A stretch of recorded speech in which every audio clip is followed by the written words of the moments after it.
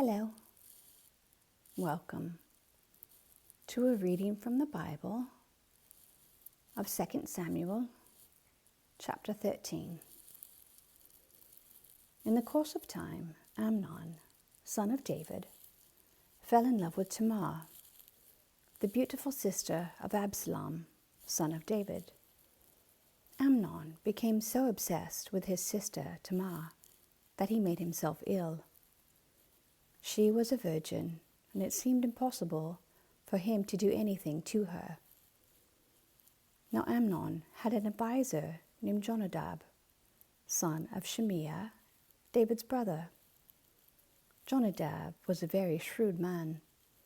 He asked Amnon, "Why do you, the king's son, look so haggard morning after morning? Won't you tell me?" Amnon said to him, "I'm in love with Tamar, my brother Absalom's sister."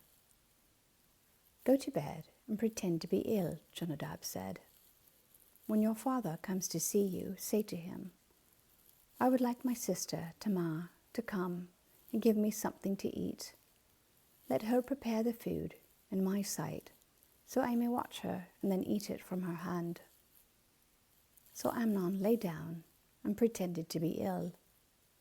When the king came to see him, Amnon said to him, "I would like my sister Tamar to come and make some special bread in my sight, so I may eat from her hand." David sent word to Tamar at the palace, "Go to the house of your brother Amnon and prepare some food for him."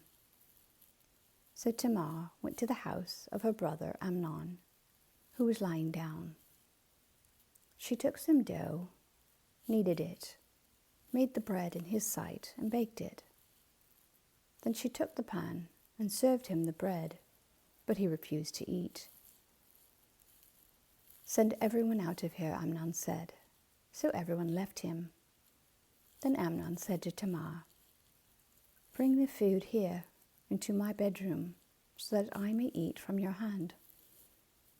And Tamar took the bread she had prepared and brought it to her brother Amnon in his bedroom. But when she took it to him to eat, he grabbed her and said, "Come to bed with me, my sister." "No, my brother," she said to him, "don't force me. Such a thing should not be done in Israel. Don't do this wicked thing. What about me? Where could I get rid of my disgrace?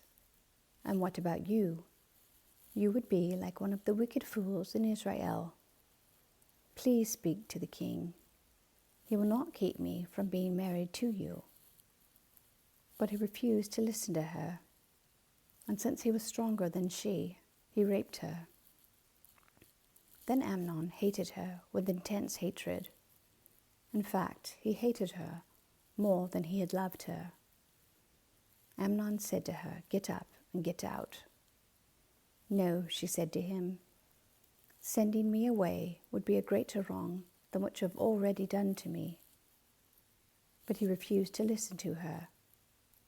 He called his personal servant and said, "Get this woman out of my sight," and bolt the door after her. So his servant put her out and bolted the door after her. She was wearing an ornate robe, for this was the kind of garment the virgin daughters of the king wore. Tamar put ashes on her head and tore the ornate robe she was wearing. She put her hands on her head and went away, weeping aloud as she went. Her brother Absalom said to her, "Has that Amnon, your brother, been with you? Be quiet for now, my sister. He is your brother. Don't take this thing to heart." And Tamar lived in her brother Absalom's house, a desolate woman. When King David heard all this, he was furious. And Absalom never said a word to Amnon, either good or bad. He hated Amnon because he had disgraced his sister Tamar. 2 years later, when Absalom's sheep shearers were at Baal-Hazor, near the border of Ephraim, he invited all the king's sons to come there. Absalom went to the king and said, "Your servant has had shearers come. Will the king and his attendants please join me?" "No, my son," the king replied. "All of us should not go. It would only be a burden to you." Although Absalom urged him, he still refused to go, but gave him his blessing. Then Absalom said, "If not, please let my brother Amnon come with us." The king asked him, "Why should he go with you?" But Absalom urged him, so he sent with him Amnon and the rest of the king's sons. Absalom ordered his men, "Listen, when Amnon is in high spirits from drinking wine, and I say to you, 'Strike Amnon down,' then kill him. Don't be afraid. Haven't I given you this order? Be strong and brave." So Absalom's men did to Amnon what Absalom had ordered.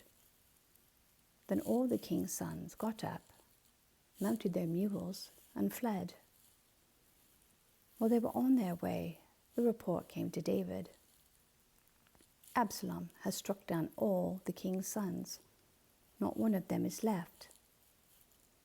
The king stood up, tore his clothes, and lay down on the ground. And all his attendants stood by with their clothes torn. But Jonadab, son of Shimea, David's brother, said, "My lord should not think that they killed all the princes. Only Amnon is dead. This has been Absalom's express intention ever since the day Amnon raped his sister Tamar. My lord the king should not be concerned about the report that all the king's sons are dead. Only Amnon is dead." Meanwhile, Absalom had fled. Now the man standing watch looked up and saw many people on the road west of him, coming down the side of the hill. The watchman went and told the king, "I see men in the direction of Horonaim, on the side of the hill." Jonadab said to the king, "See, the king's sons have come. It has happened just as your servant said." As he finished speaking, the king's sons came in, wailing loudly. The king, too, and all his attendants wept very bitterly. Absalom fled and went to Amalekai, son of Ammihud, the king of Geshur. But King David mourned many days for his son.